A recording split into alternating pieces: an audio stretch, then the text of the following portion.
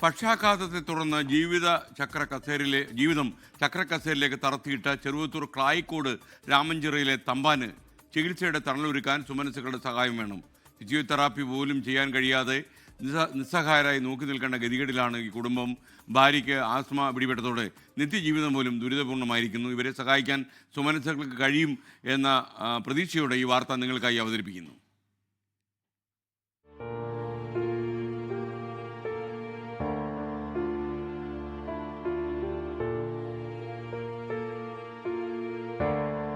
Interlock തൊഴിലാളിയായി നല്ല നിലയിൽ കുടുംബജീവിതം നയിച്ച തമ്പാന് മുന്നിൽ സ്ട്രോക്കിന്റെ രൂപത്തിലാണ് വിധി വില്ലനായത്. പെട്ടെന്നൊരു ദിവസം ഈ മധ്യവയസ്കൻ തളർന്നു വീണപ്പോൾ കുടുംബത്തിന്റെ പ്രതീക്ഷകളൊക്കെയും കരിഞ്ഞു തുടങ്ങി. ഉള്ളതൊക്കെയും പെറുക്കിയെടുത്തും നാട്ടുകാരുടെ സഹായം കൊണ്ടും ചികിത്സ മുന്നോട്ട് പോയി. പക്ഷേ ഇപ്പോൾ സ്പീച്ച് തെറാപ്പി ഉൾപ്പെടെ ചെയ്യാൻ ഒരു വഴിയുമില്ലാതെ നിസ്സഹായരായിരിക്കുകയാണ് കുടുംബം. ഇനി വിൽക്കാൻ ആകെയുള്ളത് വീടും സ്ഥലവും മാത്രം. ഭാര്യ രജനി കൂലിപ്പണിക്ക് പോകുമായിരുന്നെങ്കിലും ആസ്മ പിടിപെട്ടതോടെ അതിനും പറ്റാതായി. ബിരുദധാരിയായ മകൾ സ്നേഹയാണ് അച്ഛനും അമ്മയ്ക്കും താങ്ങായി കൂടെയുള്ളത്. ജോലിക്ക് പോകാൻ നിവൃത്തിയില്ലാത്തതിനാൽ നിത്യജീവിതം പോലും പ്രയാസമായി.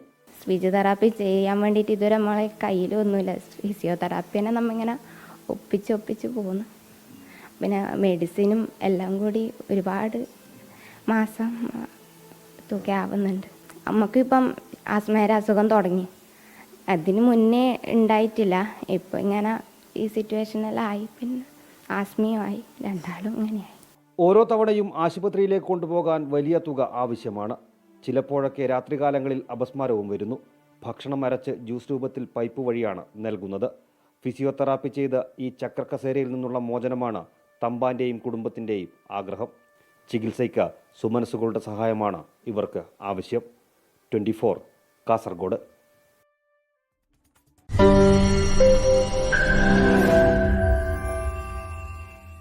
ലോകത്തെവിടെയായാലും ഏത് സമയത്തും 24 വാർത്തകളും ഓഗ്മെന്റഡ് റിയാലിറ്റി പാക്കേജുകളും എക്സ്പ്ലെയിനറുകളും വിശദമായി കാണാൻ ഞങ്ങളുടെ യൂട്യൂബ് ചാനൽ നിങ്ങൾക്ക് സബ്സ്ക്രൈബ് ചെയ്യാം.